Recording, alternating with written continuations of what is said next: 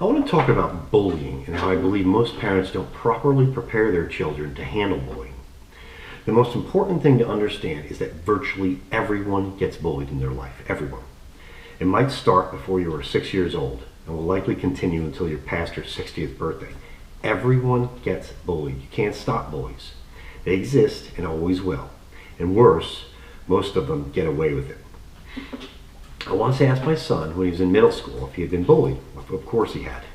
He told me the following story. He said, "Remember when I was playing travel ice hockey?" And he mentioned the team. And oh yeah, I remember that team. It was quite the cast of characters.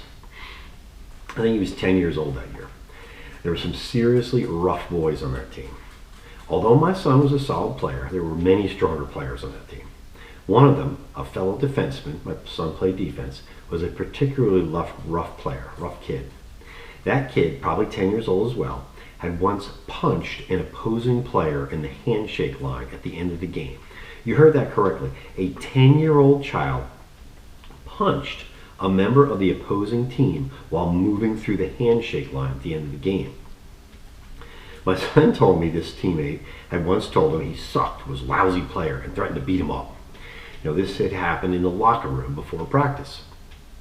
I asked my son, "What'd you do?" My son smiled. He told me, he said, "Okay, whatever." And then he just stared at the bully. My son told me he just kept staring at the kid until the bully became uncomfortable and turned away. After that, my son just finished gearing up for practice and went out to the ice.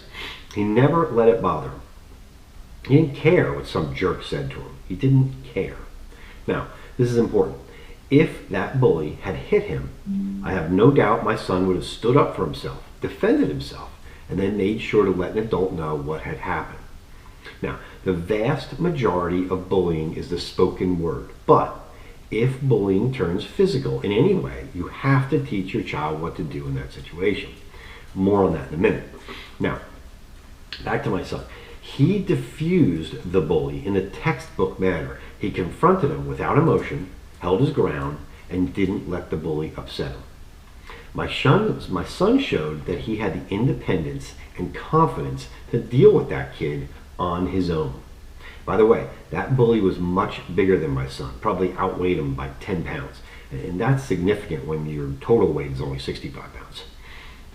Now, my son had made a great decision when he decided to basically ignore the bully and instantaneously resolve the issue by not giving in to the bullying, not letting it upset him. That bully never bothered my son again. Now, that kid knew he wasn't going to get my son, so he moved on to someone else. Bullies are always looking for the easiest mark. Which kid can I get? I did feel sorry for the someone else he got that season. That bully caused a major issue for two families on the team and the coach. But I never knew about the bully's behavior toward my son until years later.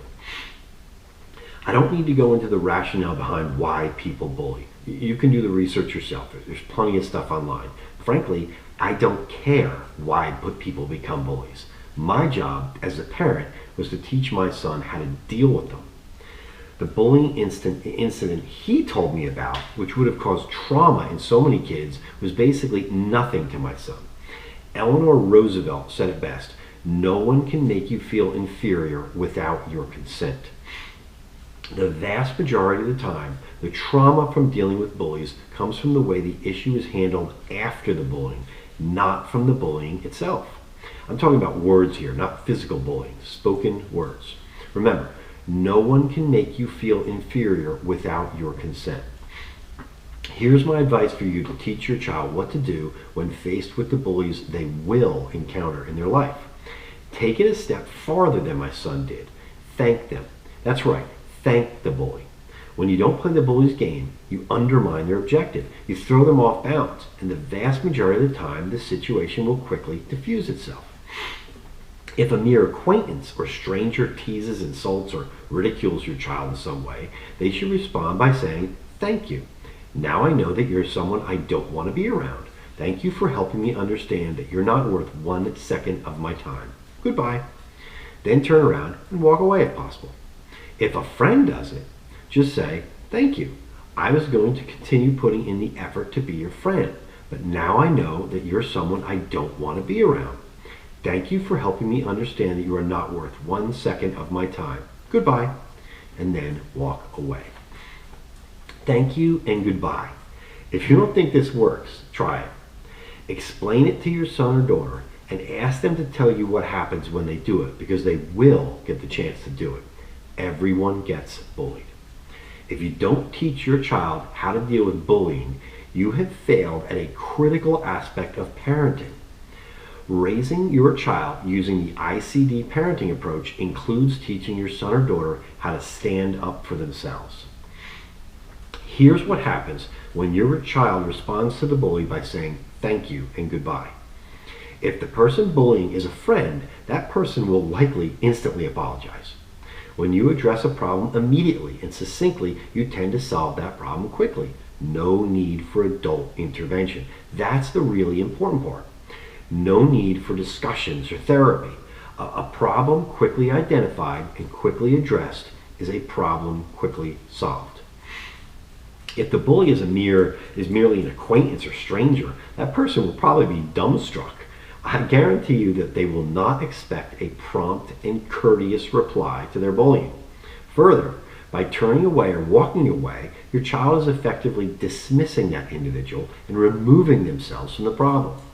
The bully will most likely be embarrassed and walk away. You cannot fix a bully. It is not your responsibility to help teach the bully that what they did was wrong. That's their parents' problem. Bullies are generally mean, thoughtless, selfish, stupid people. Yes, the reason they bully could be much more complex than that. But if that's the case, you definitely are not going to be the one to fix the problem. Teach your son or daughter that the simplest, most straightforward way to respond to a bully is quickly, politely, courteously. When spoken in a confident, respectful, and even tone, those words will diffuse the vast majority of oral bullying, spoken words. Yes, I understand that some bullies are relentless, but in today's world, there will most likely be someone around that will back up your child's response. I've seen total strangers stick up for another kid being bullied. Don't be surprised if someone else, hopefully older, says, "Hey, jerk, beat it." Now, unwarranted touching, pushing, grabbing, or hitting is an entirely different situation and one where an adult ought to be involved. Here's my suggestion for you to teach your child how to deal with physical bullying. Make sure your son or daughter knows that when any bullying becomes physical, all bets are off. Get an adult involved as soon as possible, especially with young kids. If your son or daughter is being physically bullied, then they need to follow a few simple rules. First, in a loud and clear voice, basically under a shout, say, "Stop touching me." The purpose here is twofold. You want everyone close by to hear your child and maybe draw their attention. Hopefully a teacher or other adult is nearby and will get involved. Second, as you semi-shout, "Stop touching me," your child should attempt to step back and create distance from the bully. This is not always possible, but if she can, do it. It's amazing how impactful a firm, loud oral command can be. Google command voice. Command voice. Read up on it and have fun practicing it with your child. My wife did this kind of thing all the time with our son. She created situations where she and my son could use a command voice and do it with each other, back and forth, trading roles. Then you talk about how it makes your child feel when they use that voice. You'll find it very interesting what your child will tell you about how they feel when they use a command voice. Independent, confident, good decision makers are built. A child becomes ICD because they practice being ICD in a safe environment before bringing those attributes to life in the real world. Bullying does not need to be the traumatic experience that it is for so many kids. In my opinion, bullying becomes traumatic for the child because of the response they get from their parents. Way too much drama. The stereotypical response is one parent freaks out and wants to confront the bully and their parents, while the other parent thinks the best way to deal with it is to teach their child boxing or karate, some kind of hand-to-hand combat. The classic confrontation with a bully and their parents is almost always a bad scene. Now, I strongly believe in having your child, whether a boy or a girl, enroll in some form of karate lessons, jiu-jitsu, or something along those lines. Every child, in my opinion, should try that stuff. Google benefits of taking karate lessons for young children. There are benefits far beyond what you might initially think. Now, maybe in a future video, I'll tell the story of how I got roughed up by a girl 8 inches shorter than me and 50 pounds lighter the first time I walked into a karate studio. It was a humiliating experience, but ultimately a very positive one that has remained with me for my entire life. You are trying to raise an independent, confident, good decision maker. Dealing with bullies is virtually guaranteed. Preparing your child to deal with a bully on their own is a huge step in the development of an ICD adult. The ICD parenting approach will help you instill the necessary strength of mind, strength of body, and strength of spirit that every child needs to deal with the difficult challenges they will face throughout their lives on their own. Thanks for listening.